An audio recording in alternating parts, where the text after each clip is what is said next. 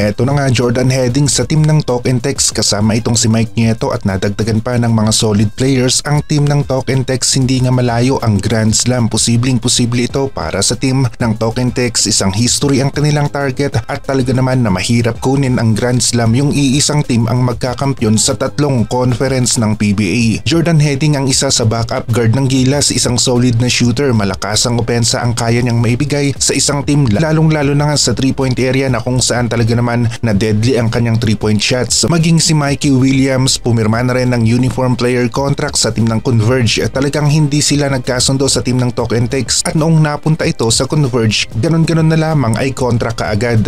Mukhang matindi ang paparating na PBA draft dahil na rin sa Renz Abando at Quintin. Milora Brown ang ilan lamang sa pangalan na pwedeng magpa-draft sa PBA. Lalakas ang liga at mga teams na makakakuha sa mga players na ito kung sakali nga na magpa-draft sila ngayong taon. Gumagawa naman ng ingay ang pangalan ni Westbrook dahil gusto itong makuha ng isang EuroLeague team, ang Hapoel Tel Aviv, ang team na kung saan naglaro si Pat Beverly at mas malaki ang offer nila dito kay Westbrook kumpara sa sahod niya ngayon sa NBA at ito pa nga ay historic offer na ngayon lamang makikita ng mga EuroLeague fans. Kung halos tripling nga ito sa kasalukuyang sahod ngayon ni Westbrook sa NBA ay malamang sa malamang makikita natin si Westbrook sa EuroLeague next season. Malakas ang laro ang nagagawa ni Abando sa loob ng basketball court, merong hustle sa opensa-depensa at sa pagkuha na rin ng rebound. Ilang ulit niyang ipinakita yan sa KBL at maging sa slam dunk contest ay may maibubuga si Abando dahil sa athletic ang player na ito, nakikipagsabayan sa matatangkad na mga players sa angatan sa ere. Mabilis rin ang galaw ni Abando, kayang-kaya niyang malusutan at iwan ang depensa. Sayang nga lang talaga dahil na rin sa hindi ito nakapaglaro ng isang season at ngayon ay marami ang naghihintay sa kanyang muling pagbabalik sa hardcourt at ang option nga na nakikita natin para dito kay Lakay Abando ay sa Japan B-League, kung hindi naman kaya ay sa PBA dahil hindi na ito makakapaglaro sa KBL at sa team ng Anyang Jungkwanjang Red Boosters. Meron ng Javi ang Anyang at halos puno na rin ang Asian quota players sa KBL. Isang malaking hula tayo kung ano ang target ng agent ni Abando at sa tingin natin ay ang Japan B-League. Sa athletic ability ni Abando ay kayang-kaya niyang gampanan ang role ng isang defender at pwede rin siyang maging go-to guy ng isang team. Isa lang ang sigurado natin sa ngayon, hindi palalagpasin ni Abando ang pagkakataon na makapaglaro ngayong 2025-2026 season, mapa Japan B-League man ito o PBA. Kung sakali na mapunta si Abando sa Japan B-League kahit sa B2 level pa ito ay sigurado tayo na isa siya sa aabangan ng mga Pinoy basketball fans dahil na rin sa explosiveness nito sa hardcourt, mga athletic na galawan na talaga namang nakakatulong sa kanyang team sa opensa-depensa at maging sa pagkuha ng rebound. Inaabangan na nga rin ang muling pagbabalik ng strong group sa Jones Cup na malapit na ngang magsimula. Didepensahan nila ang kanilang championship title at mukhang dito na muna natin makikita si Abando at maganda rin ang naging laro ni Abando sa team ng strong group last season sa Jones Cup kahit na wala pa ito sa kanyang 100%